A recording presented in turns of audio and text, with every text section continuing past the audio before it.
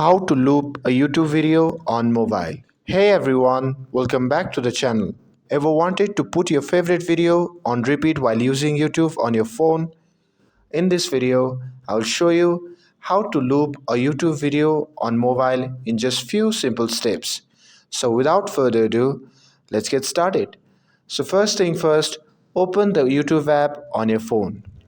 Once you have opened the YouTube app, play the video that you want to loop. Once the video starts playing, simply tap on the screen to bring up the video option. Now you will see the settings icon shown on the top right corner. Simply tap on it and select additional settings on the option. The list of new menu will appear. Simply tap on loop video. And that's it. Your videos will now keep on playing on repeat until you turn off the loop.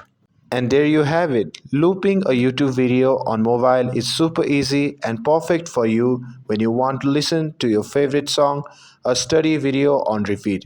If you found this video helpful, don't forget to like and subscribe to get updated for more videos. Thanks for watching and I'll see you in the next video.